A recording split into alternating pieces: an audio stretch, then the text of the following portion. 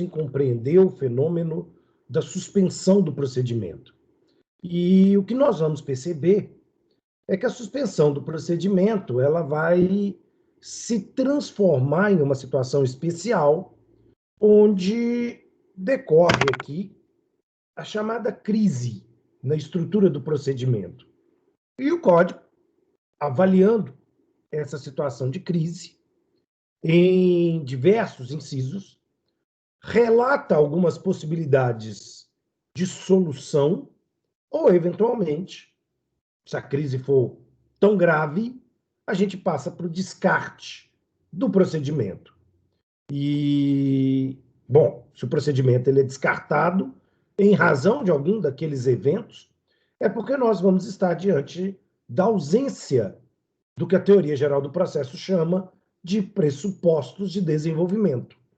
Se eu tenho um procedimento que ele não atende os pressupostos e, como consequência, ele não tem como se desenvolver, não há outra saída.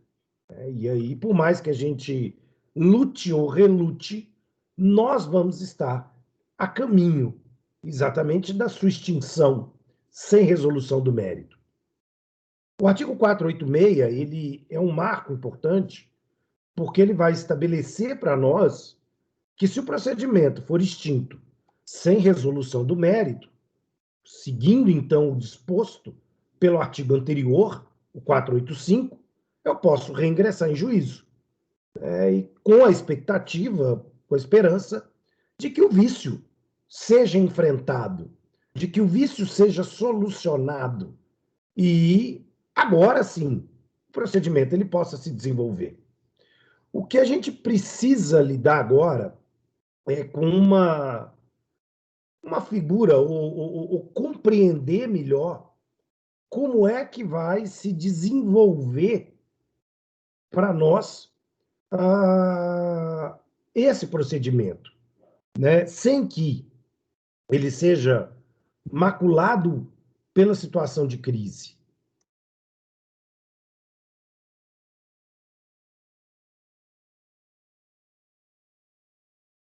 Aqui no quadro, né, eu tenho, na realidade, um desenvolvimento do procedimento inicial, mas que basicamente ele está caminhando para acompanhar a fase postulatória. Lembrando que a fase postulatória é a fase da nossa preocupação nesse momento. Ou seja, a fase postulatória é a fase que vai definir para nós a lide com seus meandros a partir da exposição da pretensão do autor e da resistência que esse réu vai formular aqui. E no meio desse quadro, a gente consegue perceber, então, uma sequência de acontecimentos formando a estrutura do procedimento, voltados à percepção de que a petição inicial ela pode trazer ou não trazer elementos defeituosos e o juízo ele deveria ter algum cuidado caso seja detectado a figura de elementos defeituosos.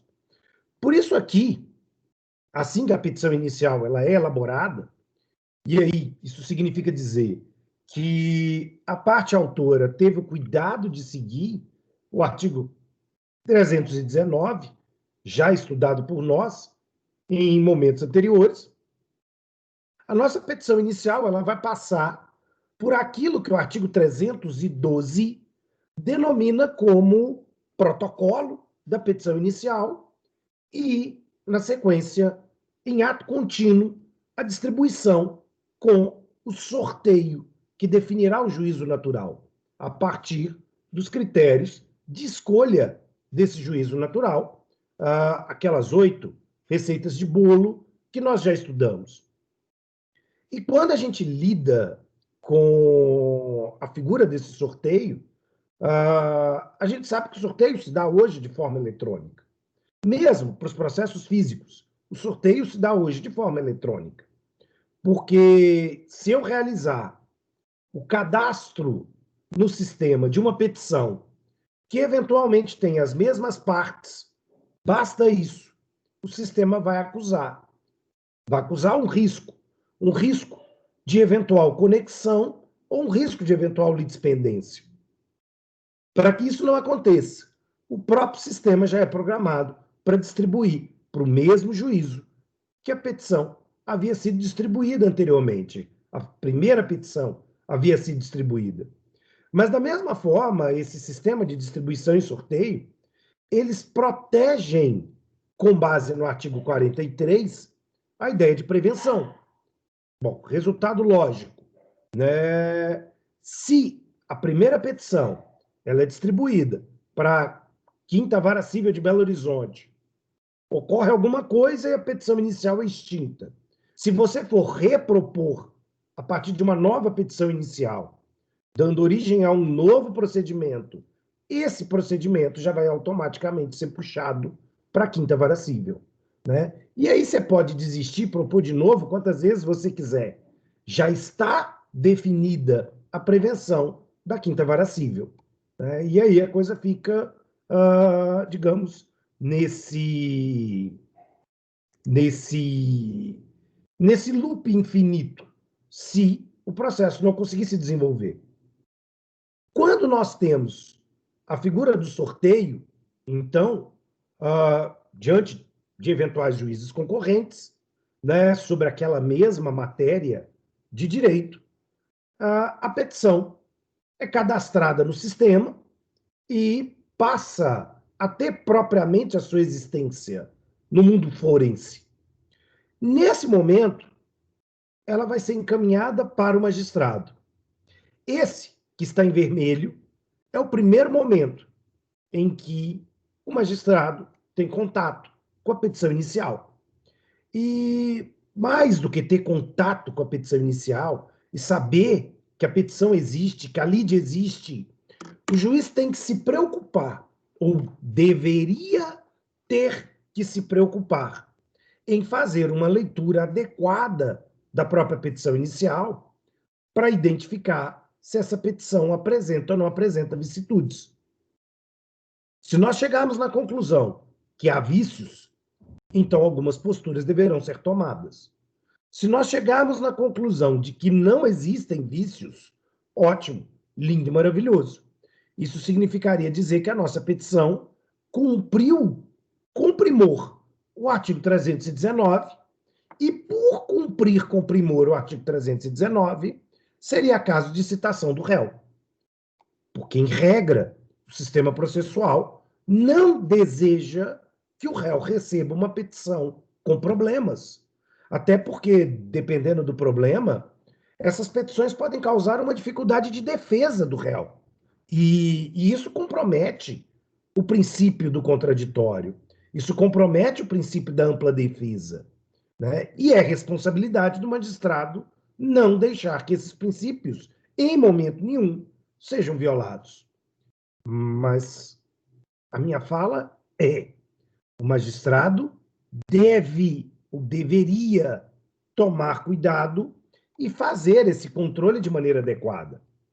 Infelizmente, nem sempre isso acontece. Eu mostrei na semana anterior um procedimento onde eu tive uma petição inicial faltando páginas e o juiz não viu, o MP não viu, a Defensoria Pública não viu, ninguém viu. Né? Quer dizer, coube ao réu dizer, ô, vem cá, né? O que vocês estão fazendo aqui? Ou seja, vocês tinham funções a cumprir, papéis a desempenhar, mas passou batido. Porque, infelizmente, na grande maioria das vezes, os magistrados não fazem esse controle como deveria ser, de maneira séria, com uma leitura atenta. Porque se aqui eles fizessem, nós teríamos um problema curioso, né? Pegando o banco de dados do Poder Judiciário, nós iríamos descobrir que, numa média nacional, algo próximo de 60% das petições iniciais brasileiras trarão vícios. E vícios graves poderiam conduzir à extinção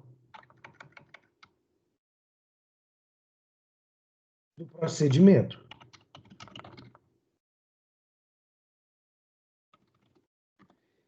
E aqui é um ponto complicado, porque se o Poder Judiciário tomasse conta e realmente fizesse esse controle, ele teria algo em torno de 60% menos serviço. Vocês conseguem imaginar o que seria a sua vida sem 60% a menos de serviço? Ou seja, se todo o seu serviço ele se resumisse a 40% da sua cota, né? Quer dizer, eu tento imaginar isso. Isso me parece um sonho, né? Se eu começasse a trabalhar apenas 40% das 16 horas diárias de trabalho, seria interessante, né? Seria interessante. Ou seja, esse cenário é um cenário que mostra que, em parte, a crise do Poder Judiciário é causada por ele mesmo. A crise do Poder Judiciário tem no Judiciário o principal ator para sua manutenção. Porque se 60% das petições iniciais não atendem o 390 e elas podem ser extintas aqui, nesse momento, e o Poder Judiciário, mesmo sabendo disso, ele deixa seguir por preguiça, deslize, aquele raciocínio tradicional brasileiro, né, de que, por que eu vou fazer isso agora? Se eu posso empurrar com a barriga e fazer mais tarde, né? O que é um negócio muito maluco para a gente pensar. O que é um negócio muito maluco. Porque, infelizmente, né, a quantidade de petições iniciais viciadas é altíssima. O que também revela um outro problema gravíssimo, né, que nós temos, de uma maneira geral, global, péssimos advogados. Há uma quantidade muito grande de advogados que não sabe fazer uma petição inicial de maneira correta. E aí faz errado, esse vício se propaga e acaba conduzindo à extinção do procedimento, sem a resolução do mérito, sem a possibilidade de que a lide viesse a ser conhecida, analisada, discutida. E, curiosamente, qual é a solução do Poder Judiciário?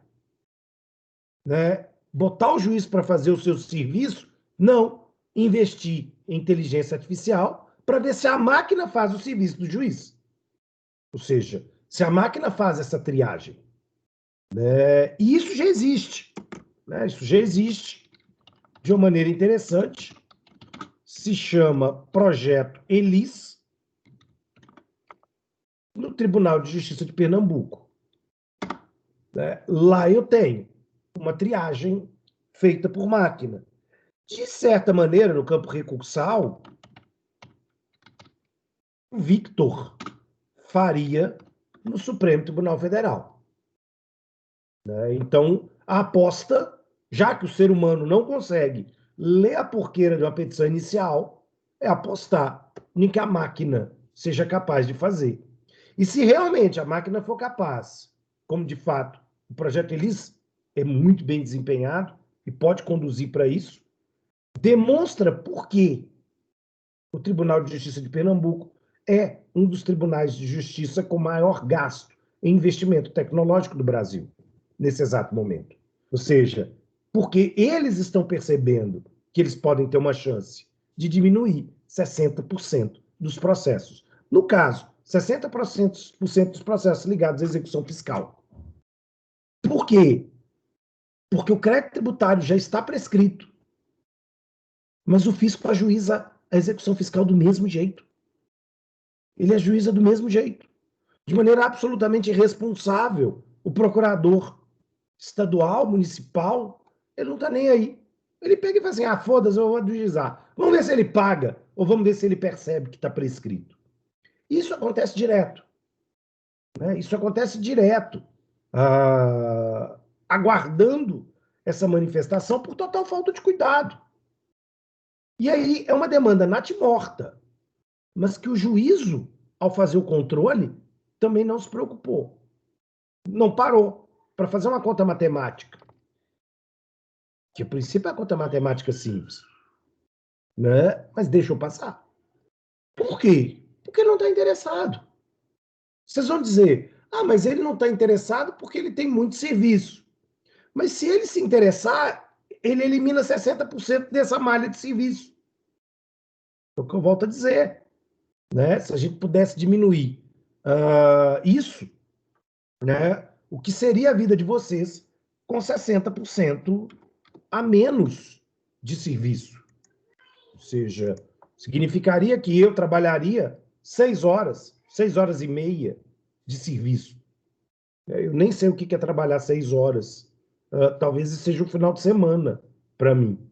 Mas, enfim, diante desse cenário, o que nós vamos compreender aqui é que cabe ao juízo proceder esse controle. Então, no primeiro momento, vamos supor que a petição inicial ele está perfeita e irretocável.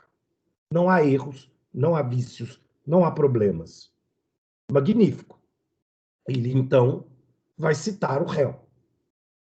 E no procedimento comum, regra geral, o réu é citado não para apresentar defesas, mas ele é citado para comparecer a uma audiência de conciliação ou, se as partes assim definirem, transformá-la em uma audiência de mediação.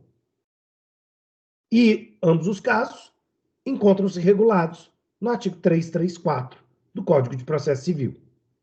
Então, primeiro, vamos tentar fazer um acordo, porque pode ser que nem defesa o réu precisa apresentar, se esse acordo for bem construído, se esse acordo for bem sucedido. Então, a criação da audiência de conciliação antes da defesa do réu é um passo importante, a princípio, para tentar solucionar o processo com mérito. Né? E aí, qual é o grande problema? A grande maioria dos juízes, então, sabendo que a petição está bichada, defeituosa, deixa ir para a audiência do 334 para ver se vai rolar um acordo. Né? Para ver se vai rolar um acordo. Porque se tiver um acordo, ele finge que não viu o vício, homologa o acordo e é menos um processo com decisão de mérito na agenda dele. O CNJ tem uma meta, tá? Eu não sei se vocês sabem. Um juiz tem que produzir uma sentença de mérito por dia. Uma sentença de mérito por dia. É a meta. Não é nem duas, não. É uma só. Uma sentença de mérito por dia. Né? Para que ele tenha boa avaliação para fins de promoção como desempenho. E as sentenças sem méritos não contam como produtividade do magistrado. Então, em parte também, eles se recusam a aplicar de maneira correta a legislação processual, porque senão eles vão ter trabalhado, eles vão ter extinto o processo, mas isso não conta de maneira positiva na ficha dele. Né? E aí eles fazem o que eles fazem. Eles veem uma petição sem todas as páginas e se cagam para essa petição e deixam tocar o barco para ver o que vai acontecer. O que é uma lógica muito maluca, do ponto de vista neoliberal, de privilegiar uma pseudo-efetividade a partir do julgamento de mérito, desprezando os aspectos processuais protetivos do sistema. Então, a lógica da eficiência, mas uma eficiência lida de maneira equivocada, provoca esse comportamento.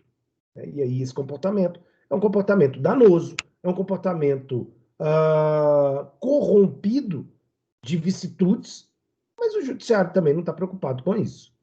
Né? Eu acho que, acima de tudo, né, o que eu mais quero que vocês entendam ao fim do nosso semestre, ou talvez o fim do nosso 1 ano de curso no processo 1 e processo 2, é que o Poder Judiciário ele não está preocupado com o judicionado. O Poder Judiciário ele está preocupado com ele mesmo. Ele está preocupado em trabalhar menos, ele está preocupado em se safar, ele está cagando para o judicionado, de uma maneira geral. Há bons juízes? Há. Mas isso não quer dizer que seja a regra geral. A grande maioria está simplesmente tocando o processo, para só decidir quando ele não tiver mais jeito e ele tiver que decidir. E isso é muito grave. Então, diante dessa situação, se eu tenho uma petição sem vícios, ótimo. E aí eu vou passar para a citação do réu e eu vou passar para a audiência de conciliação. Bom, a citação do réu e a audiência de conciliação nós podemos chamar de cenas para os próximos capítulos. E por isso mesmo, né, não vamos falar sobre isso hoje. Vamos falar sobre isso, possivelmente, na aula de amanhã. Aí a gente já começa a caminhar para a discussão sobre citação. A gente precisa entender agora o que é a ideia de vício e como essa ideia de vício ela pode se manifestar na petição inicial. E o Código de Processo Civil, então, ele vai trazer para nós uma ideia, vamos colocar assim, nesse primeiro momento, de que eu posso estar diante de vícios sanáveis, ou vícios que comportam reparos, consertos, ou vícios insanáveis na estrutura do procedimento. Se eu estou diante de uma figura que me traz vícios insanáveis para o procedimento, a princípio, a consequência seria uma só: o descarte do procedimento. Né? Se não fosse essa ideia errada do CNJ de forçar o sujeito a não reconhecer os vícios insanáveis e tentar fazer o diacho uma gambiarra processual, que é o que a grande maioria faz. Né? Mas, enfim, a gambiarra processual, ela, em parte, também vai ser explicada por conta.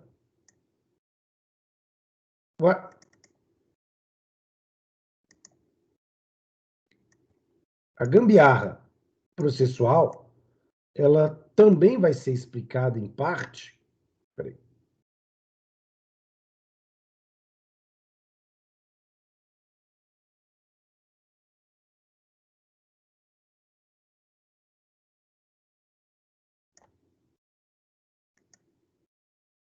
Isso. Diante desse cenário,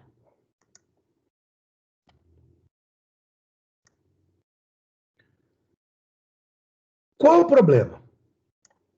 Né? O artigo 321, que define para nós como o magistrado deve se portar quando diante de vícios sanáveis, é um artigo de natureza residual, de norma residual. O que eu quero dizer é, o artigo 321, ele diz, se a petição apresenta vícios sanáveis, então nós vamos consertar.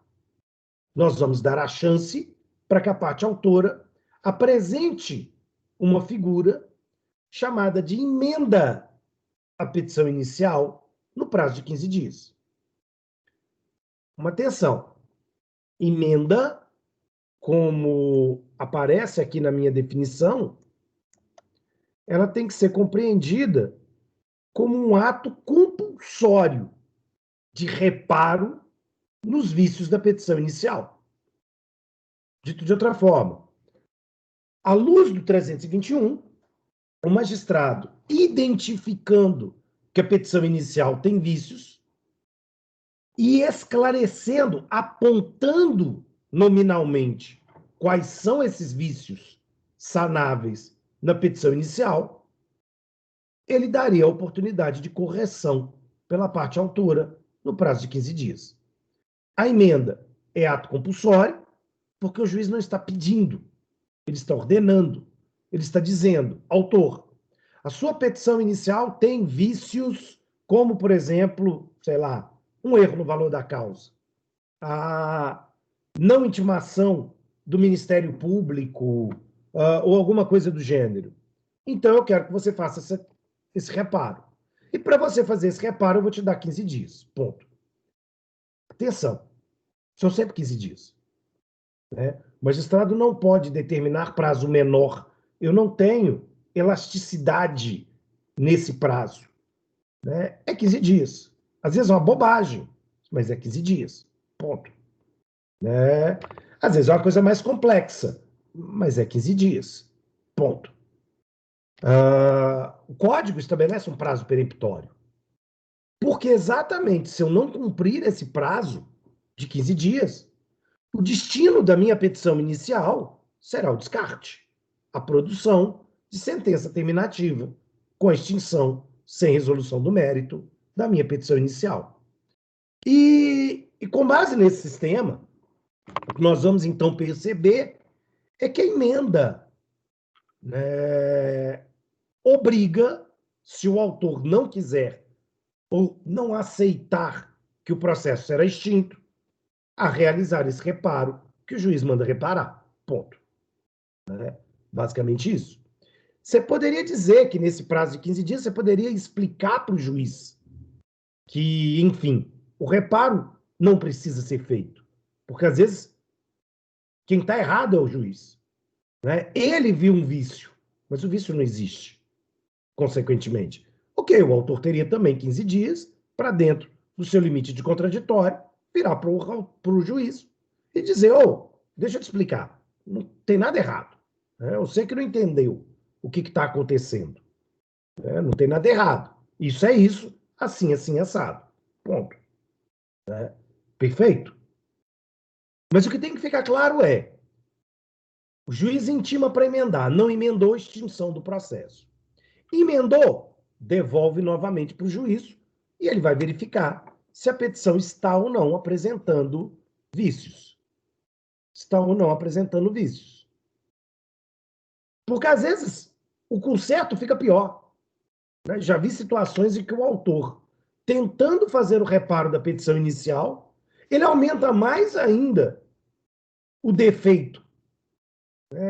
Como diz no popular, a emenda saiu pior do que o soneto. E pode acontecer. Então, o juízo vai fazer um novo controle, agora também da emenda, e verificar se o vício foi corrigido. Chegamos na conclusão de que o vício não foi corrigido, nova possibilidade de emenda no prazo de 15 dias. Então, o que eu quero que vocês percebam? Ocorreu a emenda,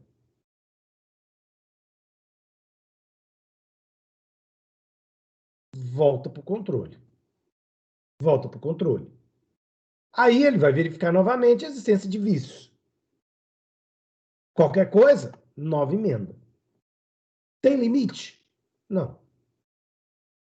10 vezes, 20 vezes, 30 vezes, até que a parte consiga fazer a coisa certa. Isso é possível? Isso é possível. Não tem problema nenhum.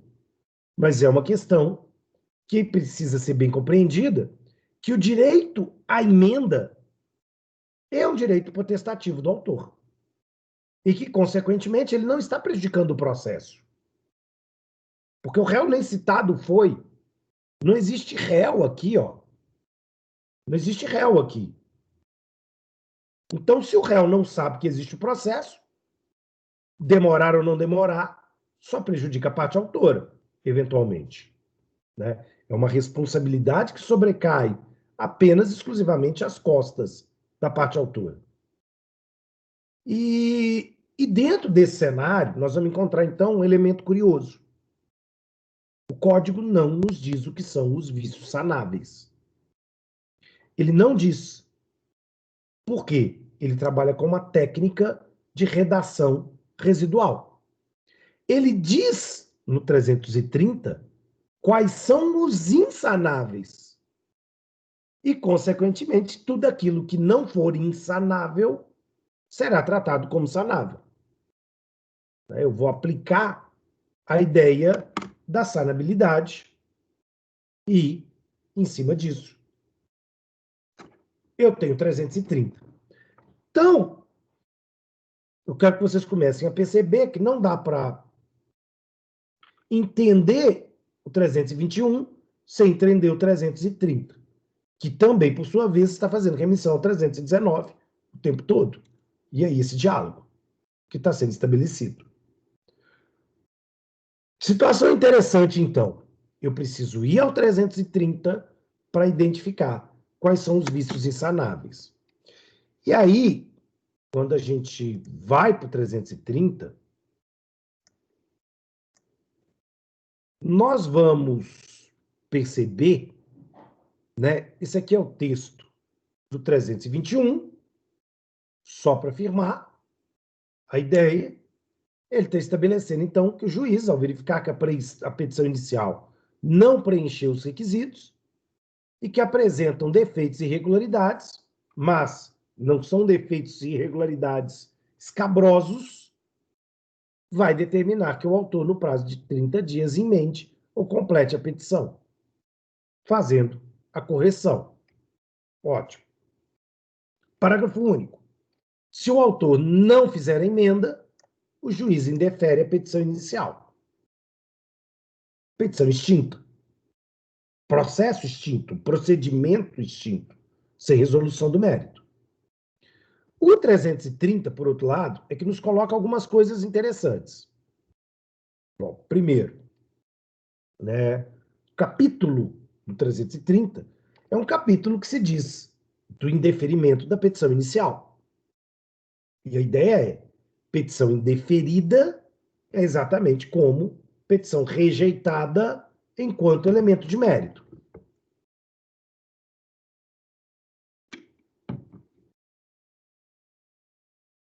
Contudo, e aí vem o problema, contudo, o artigo 4º do Código de Processo Civil, ele trabalha muito com a ideia da chamada regra de primazia do mérito. E a regra de primazia do mérito, ela lida com uma situação que é interessante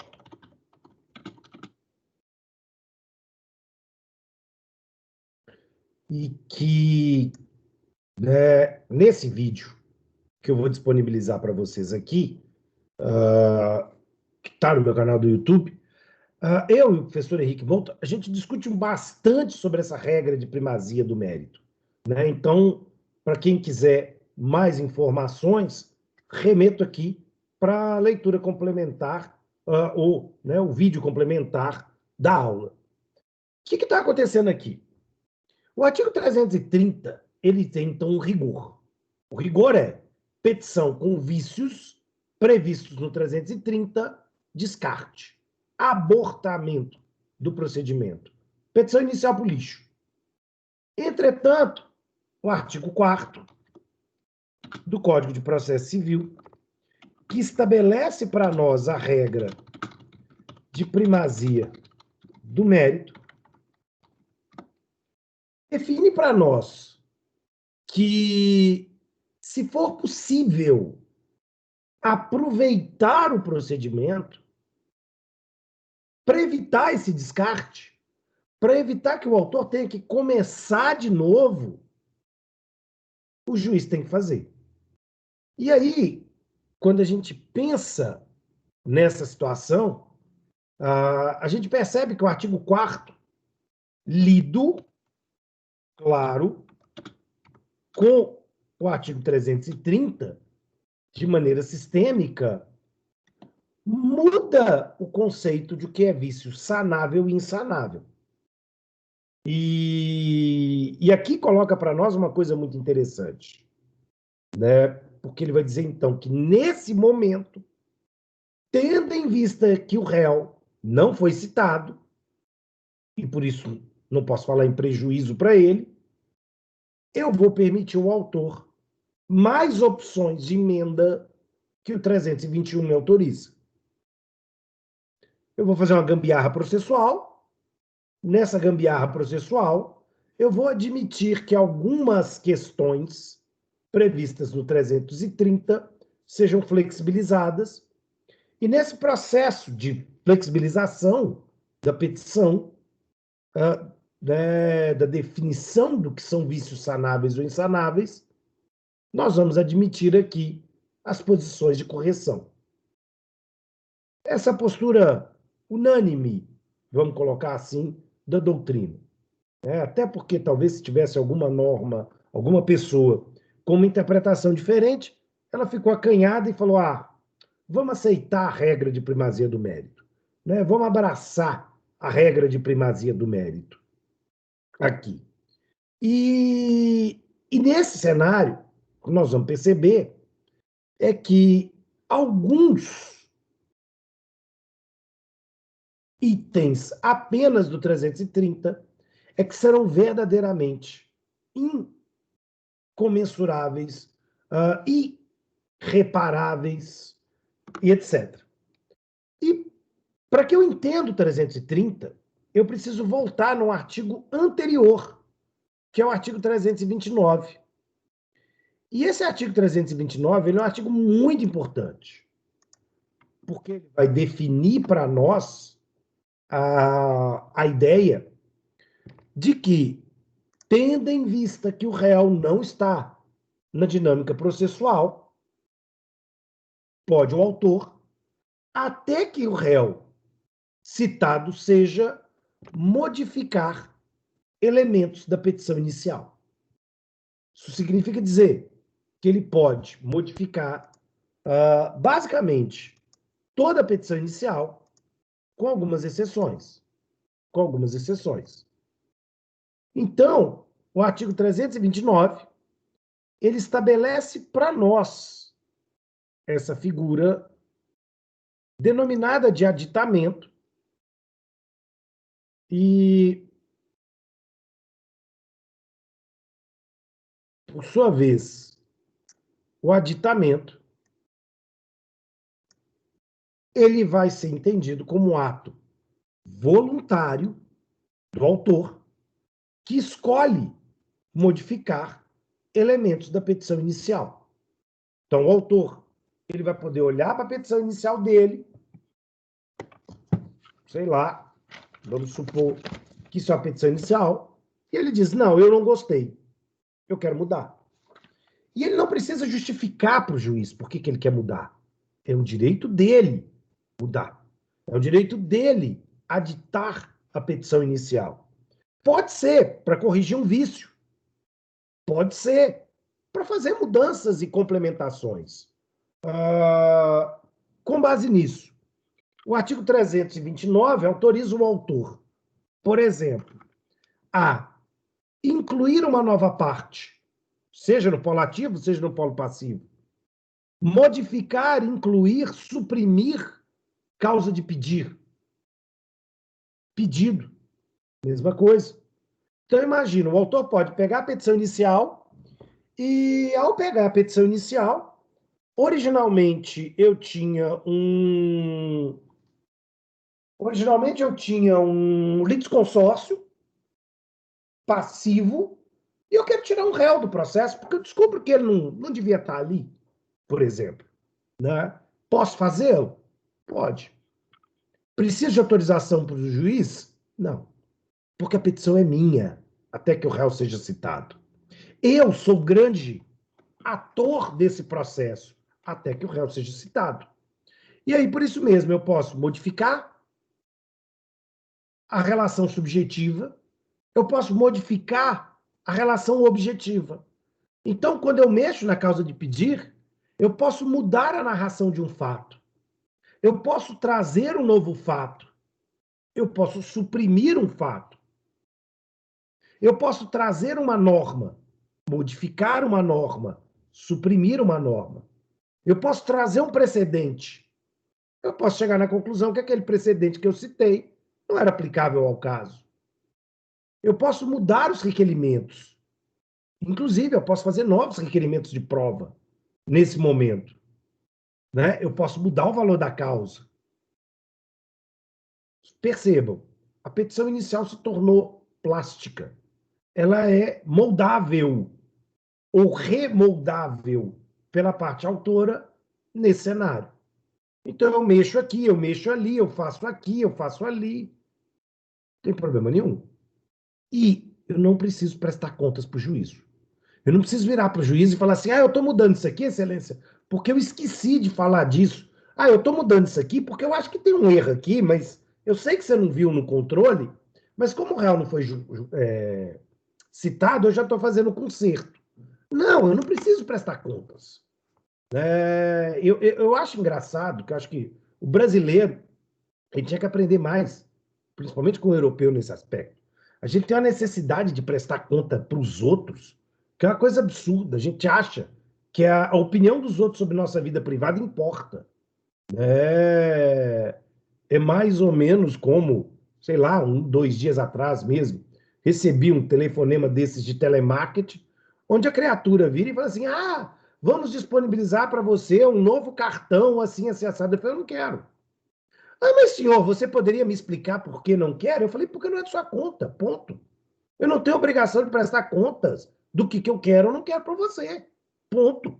É simples assim, né? E isso é visto como falta de educação, mas na realidade se chama privacidade. Então eu não sou obrigado a prestar contas, eu não sou obrigado a dar justificativas.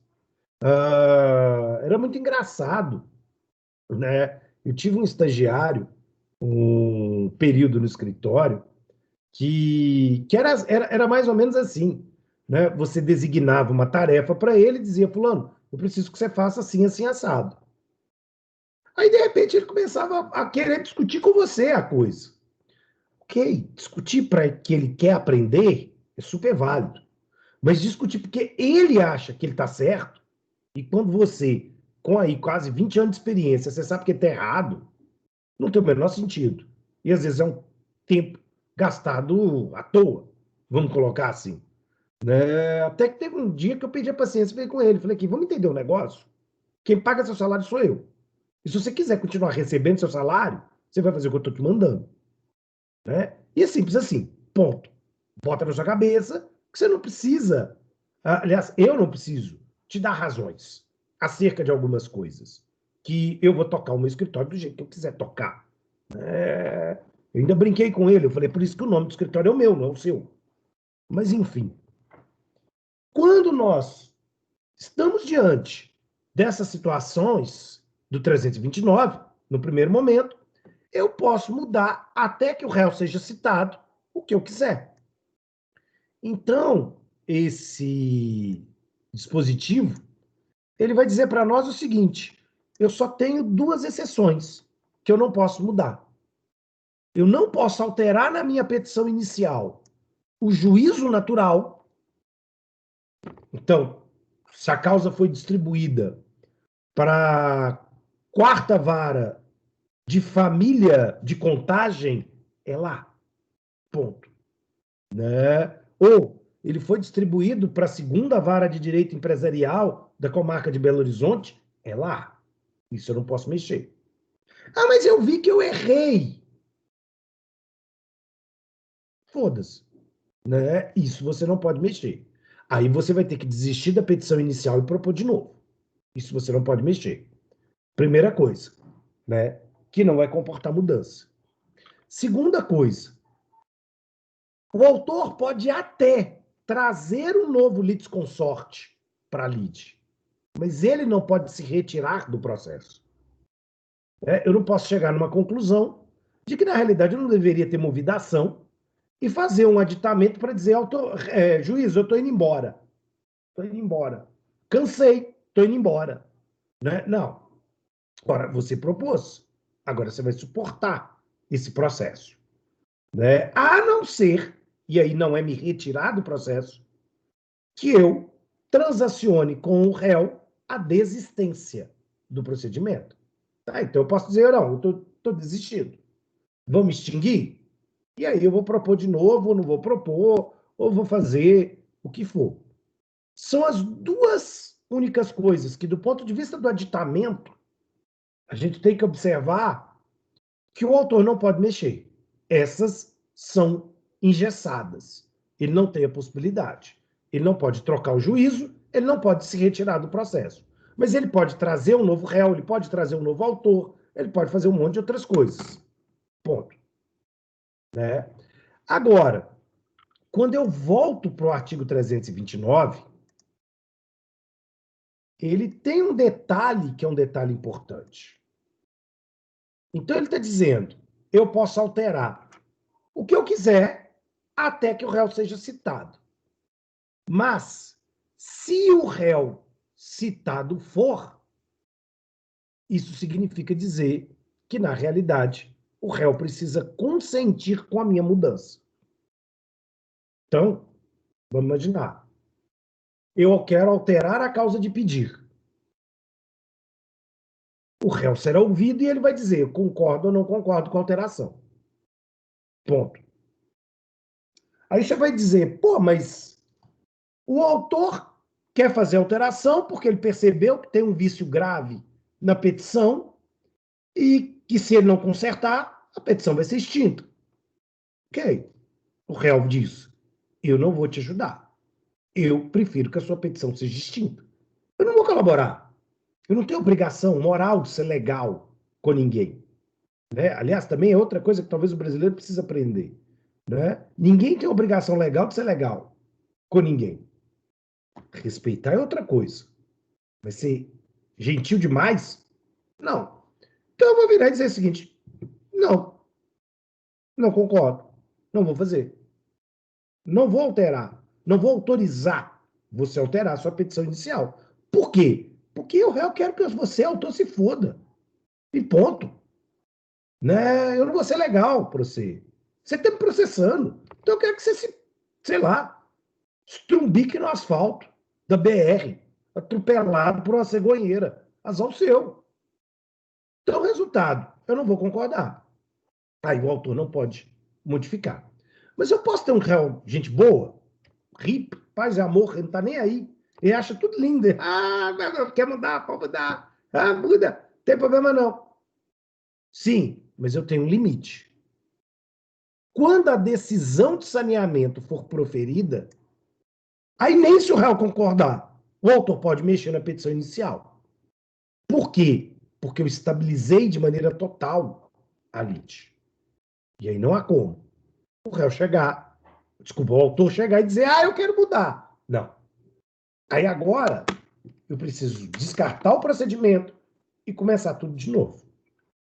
Né? Então, se eu estou diante dessa situação, eu tenho um grave problema. Né? Eu tenho um grave problema. E isso precisa ser observado. Agora, né, só para a gente refinar a nossa fala, eu quero dizer o que aqui? Vamos lembrar do procedimento. Né? Eu tenho as fases postulatória, saneadora, instrutória e decisória. A citação do réu está acontecendo aqui, mas a segunda parte do 329 está acontecendo aqui, com a decisão de saneamento prevista pelo artigo 357. Se essa decisão de saneamento ela foi proferida, daqui em diante, eu não posso alterar nada no meu procedimento, na minha petição inicial. Nada. Isso foi feito por uma razão muito simples: não ter surpresa, não ter descontrole ou uma não racionalidade na fase de produção de provas que está aqui. Né? Então, como a fase de produção de provas ela está aqui, todos os fatos que vão ser objeto de prova já tem que estar pré-definidos. Pronto. Aí acabou. Aí não tem como mudar.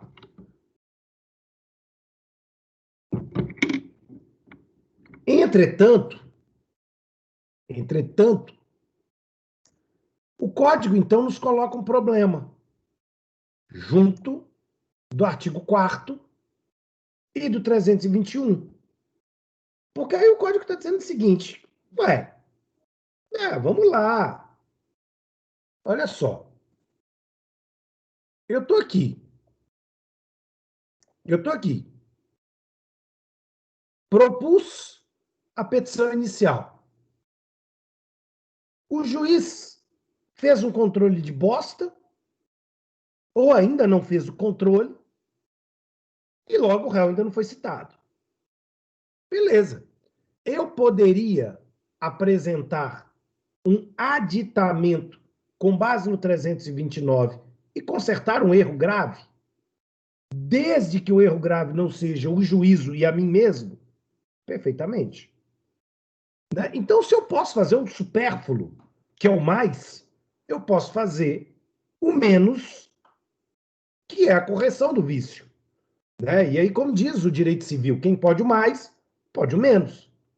Então, se eu posso apresentar aqui novos fatos, novas normas, trazer nova prova, eu posso fazer os reparos necessários, que, consequentemente, o artigo 330 vai nos deixar.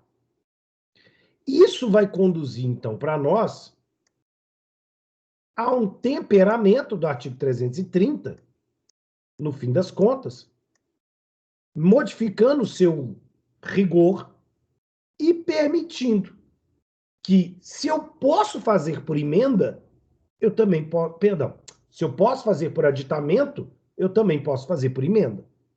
Então, resultado, quando a gente fala sobre vícios insanáveis, eu tenho que ir ao 330, mas eu tenho que ler o 330 com muito cuidado. Muito cuidado. Porque senão eu vou achar que a petição inicial tem vícios, mas que o juiz vai descartar essa petição por causa de alguma dessas situações. E não é verdade. Alguns desses incisos podem assumir e permitir a existência de correções, sem problema nenhum, sem prejuízo para o réu, desde que o réu ainda não tenha sido citado. Aí é o problema. Ou seja, antes da citação do réu, o artigo 330 mais o 329 mais o 321 mais o quarto autorizariam modificações em alguns casos.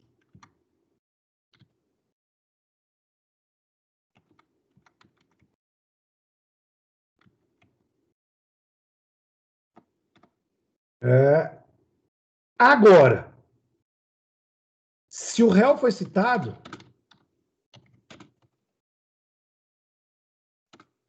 330 um novo rigor.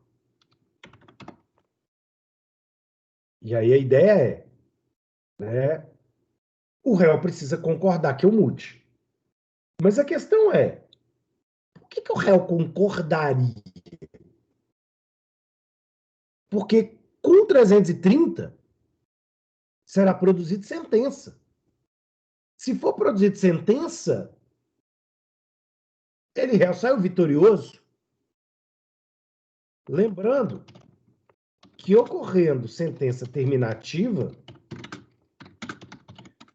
não recebe de 10 a 20% do valor econômico do processo. Então, para ele é interessante não concordar com a alteração e o autor tomar aqui uma condenação de 10 a 20%. Né? Eu tive uma situação prática no escritório que foi pitoresco, vamos colocar assim, que foi pitoresco, exatamente porque o réu veio na primeira vez e tomou sentença pelo 485. E aí o juiz condenou ele a pagar a mim, que era o advogado do réu, não ao réu, pagar a mim 10% do valor da dívida. 10% do valor da dívida. E realmente, fala entre nós, ele devia Meu cliente devia. Mas o réu não soube fazer a petição para cobrar. E aí tomou ferro. Aí ele veio a segunda vez. Mesma coisa. Perdeu mais 10%. Ele veio a terceira vez. O juiz foi bonzinho, porque o juiz julgou o mínimo novamente. Deu mais 10%.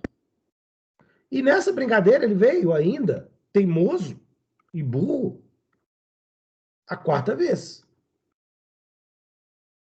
Tomou outra situação do 330, porque eu não concordei que ele alterasse.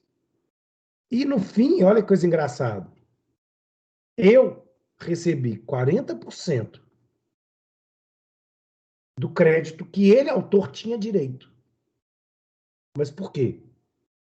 Porque não soube fazer a petição correta. Bom, quando eu digo ele, foi o advogado dele que não soube fazer. Mas, bom, pro inferno.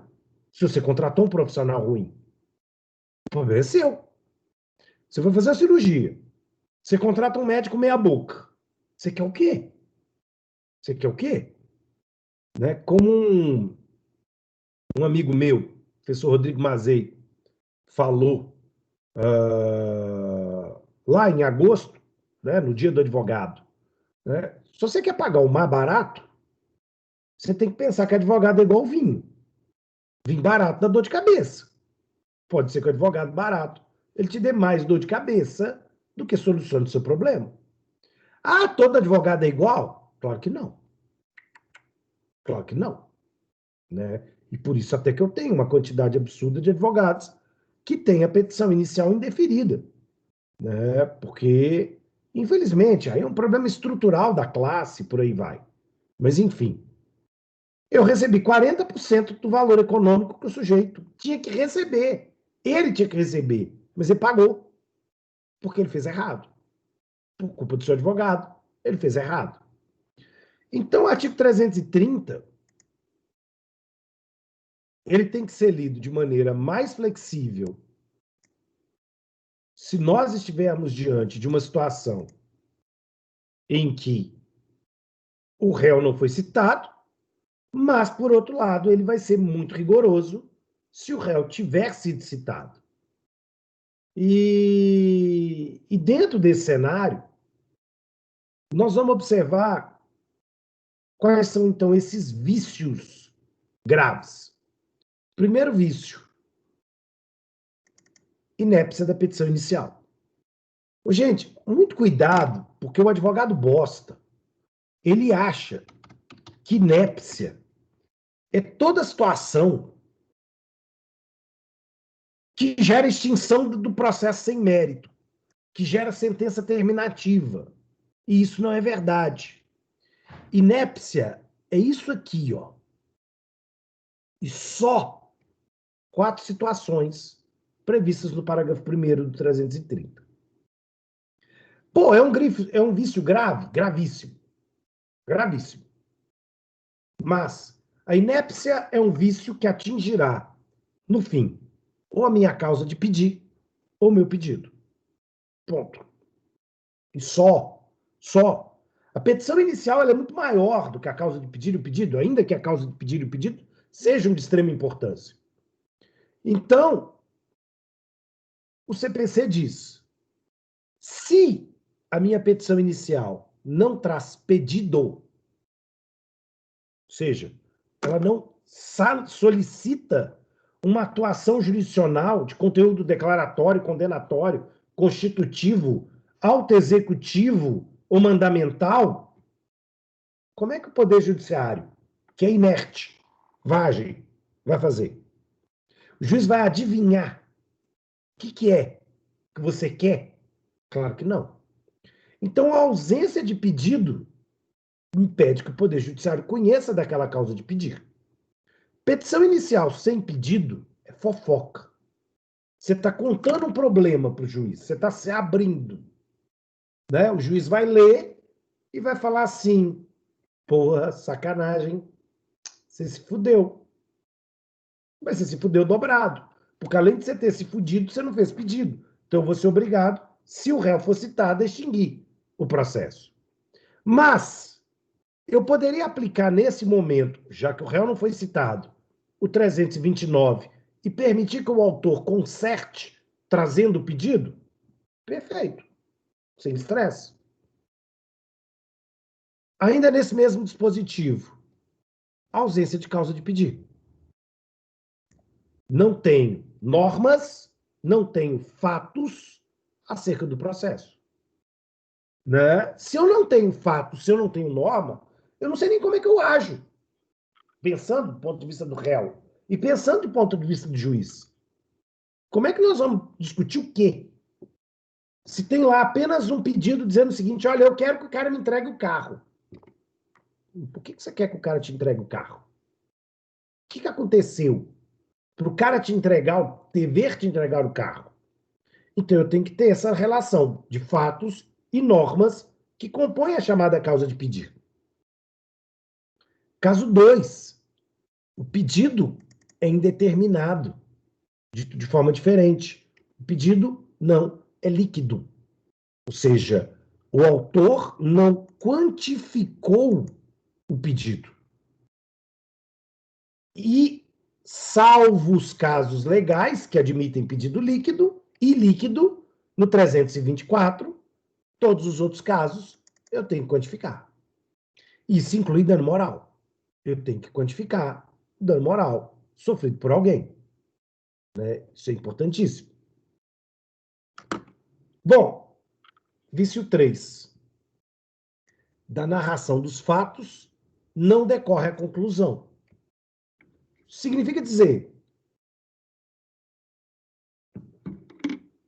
basicamente, que a minha causa de pedir não está amarrada ao meu pedido.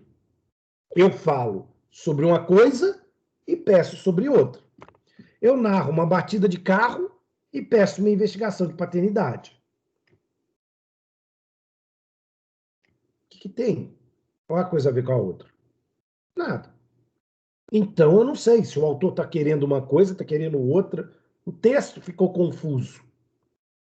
Então, isso seria vício grave, gravíssimo.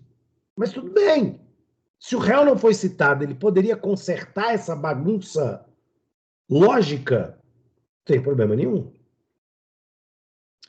4. Pedidos incompatíveis. O pedido 1 anula o pedido 2. Então, como é que eu vou levar essa situação adiante? Bom, não vou.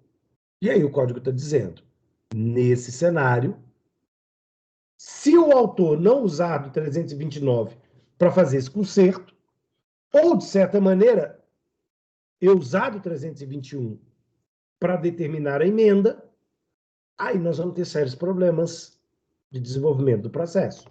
E que podem concluir ou podem culminar na produção de sentença terminativa. Atenção! Os parágrafos 2º e 3º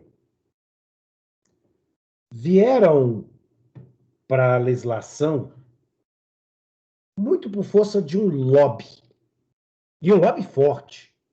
Um lobby muito forte. Que é o lobby das instituições financeiras aqui. Essas instituições financeiras, elas trabalham com crédito e, por isso mesmo, tem se tornado muito comum, principalmente agora, diante da pandemia, né, o ajuizamento de ações judiciais que busquem a revisão de obrigações contratuais sobre empréstimos, sobre créditos. O que o parágrafo 2º está estabelecendo? Né? Se eu proponho uma petição inicial alegando que eu estou tendo juros abusivos, primeiro, eu tenho que fazer uma tabela sob pena de inépcia, eu tenho que fazer uma tabela discriminando na petição inicial quais são as obrigações contratuais incontroversas, leia-se, pacíficas, onde eu reconheço que devo, e quais são as controvertidas. Eu posso contratar um contador, eu posso fazer o mesmo, eu posso usar alguma ferramenta, como, por exemplo, a calculadora do cidadão lá no Banco Central, para me ajudar a montar essa tabela. Mas essa tabela precisa aparecer. E se ela não aparecer? Inépcia. Significaria dizer, nessa concepção que nós estamos trabalhando, o juiz intima o autor dizendo, você traz essa tabela, eu extingo essa bagaça. Vou trazer uma situação para vocês, para que vocês visualizem como é que uma ação dessa funciona.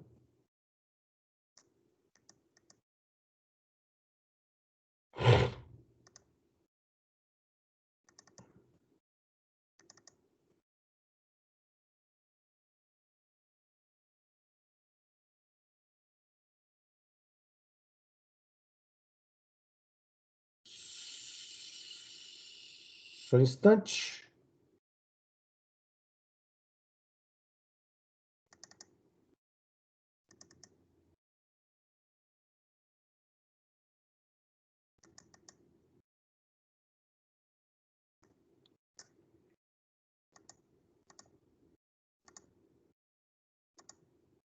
Aqui eu tenho a petição inicial, ou seja, qual é o objeto dela? Revisão de contrato. Né? E aqui um contrato com o Banco Itaú. Aqui um contrato com o Banco Itaú. Dentro desse cenário, basicamente, eu tenho a dívida de 52 mil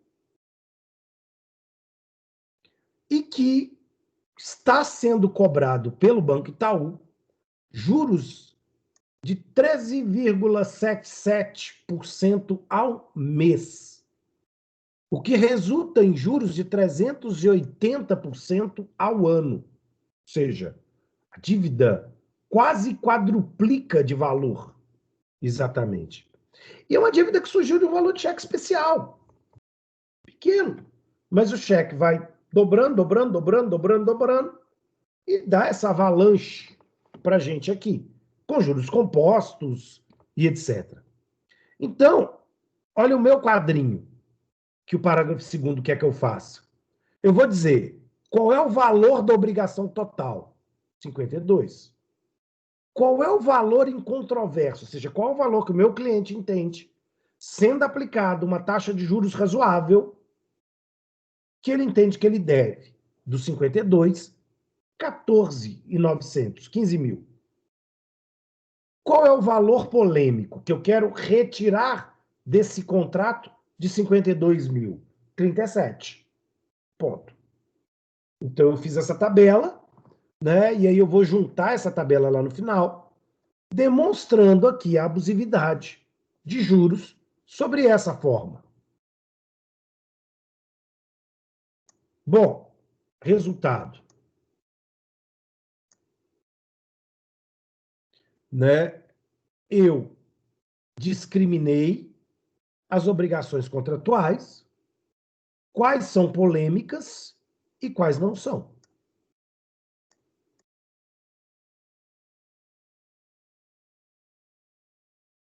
Perfeito? Agora,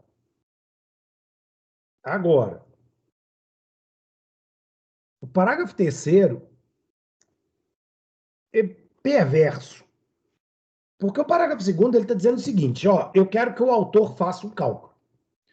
Antes, como é que as coisas funcionavam? O autor atravessava um pedido de revisão do contrato, ou seja, um pedido constitutivo, e deixava o juiz nomear uma perícia para fazer a revisão. Hoje, esse cálculo, se ele for feito por perito, ele vai ser feito antes da ação ser ajuizada para que o autor saiba o que é controverso ou incontroverso. Qual é o valor ou a margem de juros que ele está disposto a pagar? Ponto. Ele vai pôr isso nessa tabela. Então eu sei o que ele deve e o que ele não deve. É óbvio que nós estamos falando de contratos de crédito, tá, gente? Então, o autor pegou dinheiro. Não tem como o autor dizer, eu fiz uma compra no cartão de crédito, mas eu não quero pagar essa compra, né? Porra, porque os juros são abusivos. Qual é? Palhaçada, né? Você não tomou o dinheiro? Você tem que pagar. Agora, uma coisa é você fazer uma compra de R$ 1.000 e essa compra de 1.000, a cada ano de mora, ela muda para 4.000. Então, ela vira 4.000, daqui a 4 anos, 4.000 vira 8.000, minto, 4.000 vira 16, 16 cresce exponencialmente novamente, de modo que você não consegue pagar. Vira uma avalanche. Então, eu quero pagar, mas eu quero pagar dentro de um limite de juros razoáveis, né, legais aqui. E aí, dentro disso, porque a gente tem um problema, não há um patamar de juros definido pela legislação. Então, a princípio, deixemos as coisas pelo mercado ou deixemos o mercado sair do controle para que a intervenção judicial apareça. Então, aqui eu estou dizendo, eu peguei um empréstimo, eu fiz um financiamento, né? Então eu tenho que pagar. Eu recebi, eu tenho que pagar. Só que o parágrafo 2º diz, então, que nesse caso, o valor incontroverso, ele deve continuar sendo pago pelo autor. Mas como é que eu vou pagar se para pagar eu pagava por boleto? Então você vai depositar numa conta judicial, da forma e no modo devido. Eu tinha que pagar, sei lá, uma prestação por mês. Você vai depositar essa prestação por mês lá num cofre do juízo, numa conta bancária criada pelo Poder Judiciário. E se eu não fizer? O juiz vai decretar inépcia, extinguir o processo sem resolução do mérito. Por que isso? Para que o autor não dê calote, para que o autor não aproveite a situação para também não pagar o banco. O parágrafo 2º e 3º, ele é totalmente diferente de uma outra situação. Imagina que vocês recebem a fatura do cartão de crédito de vocês e tem uma compra que vocês não fizeram lá. Vocês estão questionando essa compra. Vocês não estão questionando os juros. O parágrafo 2º e 3º é uma situação em que eu estou pedindo revisão contratual por conta de juros. Só por conta de juros. Nada mais por conta de juros. Nesse caso, em que eu estou dizendo que eu não fiz a compra, aí não tem tabela para ser apresentada. Porque não tem valor incontroverso. Ora, eu entendo que eu não pago nada porque eu não recebi. Aí outros 500. Não tem nenhuma relação com o parágrafo 2º. Fica clara essa informação?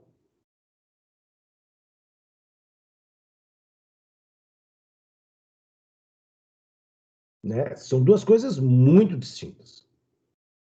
Bom, a inépcia não é o único problema que nós temos.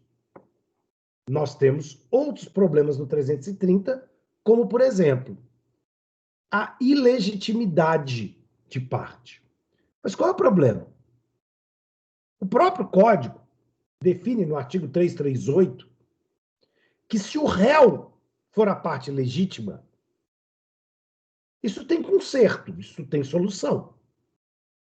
Então, isso não pode ser visto como um vício gravíssimo. Mas qual é o problema? O autor ser a parte legítima. Né? Eu tinha que entender que, na realidade, o artigo 330,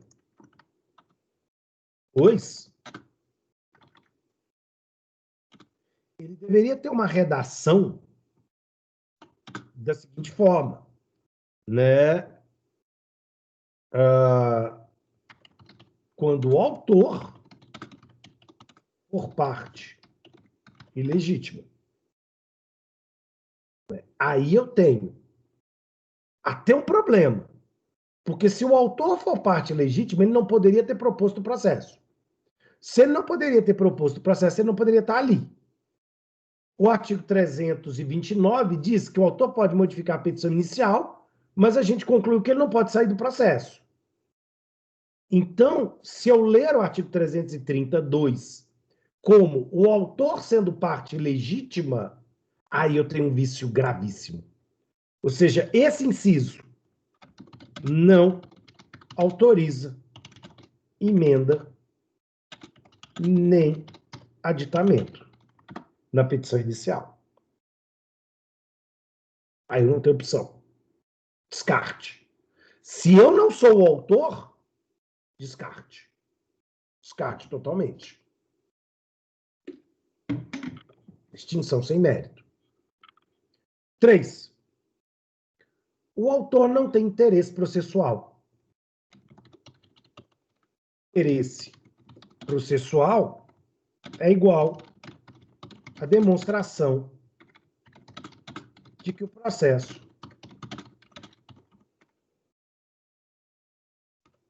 trará um resultado útil para o autor. Se a gente não conseguiu vislumbrar qual é o resultado útil que o autor vai receber com essa ação, então ele não tem interesse processual. Ah, mas isso é um vício gravíssimo? Bom, a princípio não. Por quê? Ele poderia esclarecer qual é o interesse. E, bom, se realmente a gente chegar na conclusão que esse interesse não existe, aí ferro. Descarta a petição inicial. Né? Aí não há o que fazer.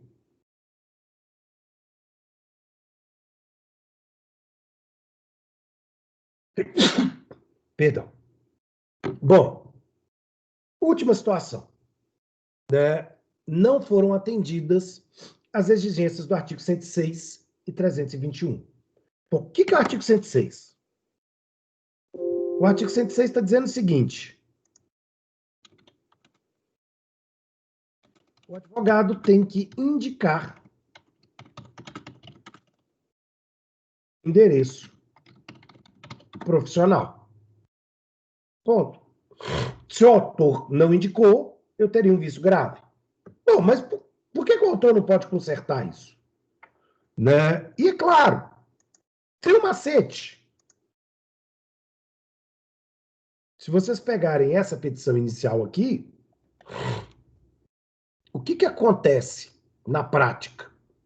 Né? O autor não indicou o endereço do advogado. Porque o endereço do advogado está aqui, ó. O endereço do advogado está aqui. Né? Está no rodapé da petição. Então é fácil. Né? Está atendido. Na prática, quando você joga o cabeçalho, uma petição padrão, vamos colocar assim,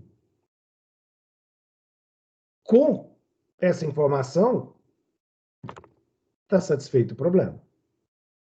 Está satisfeito o problema.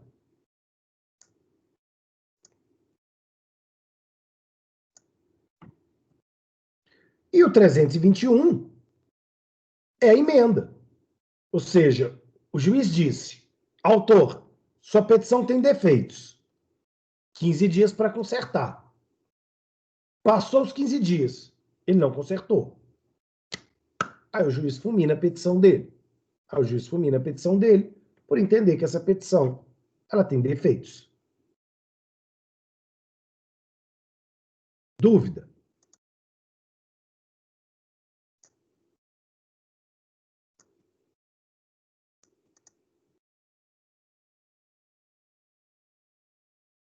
Dúvidas?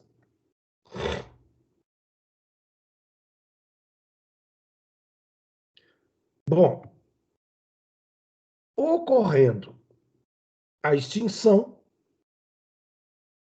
331, o autor tem aqui a possibilidade de recorrer contra a sentença que extinguiu a petição inicial, e se ele recorrer, o juiz pode voltar atrás. se ele perceber que o fundamento trazido pelo recurso do autor é correto, ou seja, ele, juiz, errou. Oi, Fernanda, pode falar. Perdão.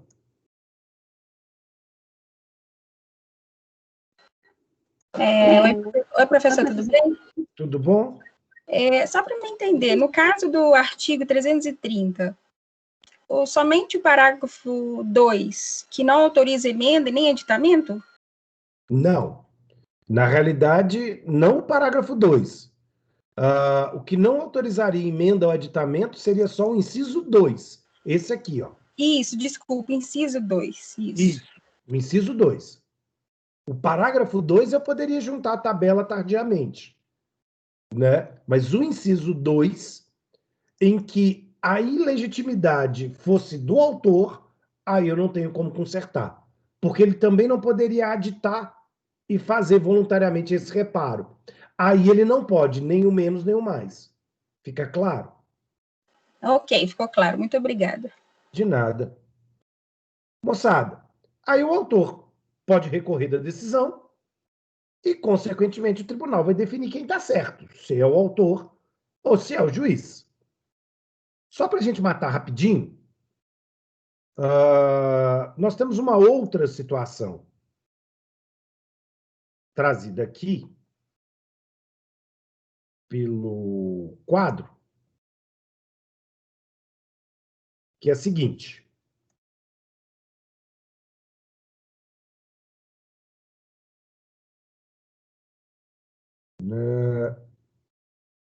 Eu tenho, conforme o artigo 320, então, isso aqui,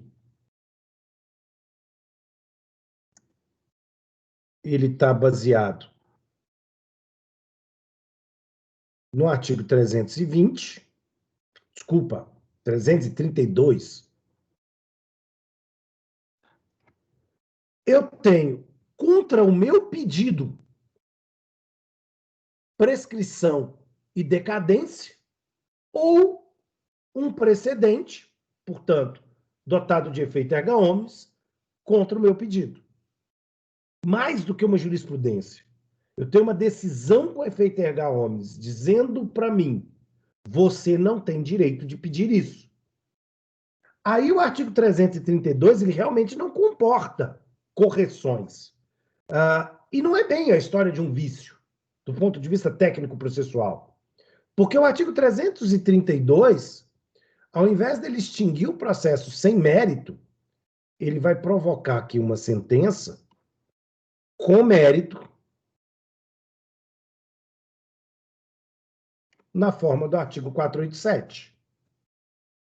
Isso significa, ele vai fazer coisa julgada, inclusive. Né? Mas são basicamente dois casos em que o artigo 332 poderá ser aplicado. O meu pedido viola precedente, o que significa dizer eu não deveria nem ter ingressado em juízo, porque eu não tenho direito. É um problema de pedido juridicamente impossível. E 2, prescrição em decadência. Ou seja, eu até tinha direito, mas o tempo passou. E eu não ajuizei a ação antes, então perdi. Né? Perdi a chance de uma sentença de mérito favorável. Então, improcedência. Né? O 332 é diferente do 330. O 330 está discutindo questões formais, que produzem uma decisão sem mérito. O 332 fulmina o meu processo. Porque ele está dizendo, o seu pedido vai contra o direito. E por isso eu não posso te dar. E aí o que está acontecendo no 332? O juiz vai dar sentença sem nem citar o réu. O réu vai ganhar o processo sem nem ter vindo. Sem nem ficar sabendo que o processo existe. Ok?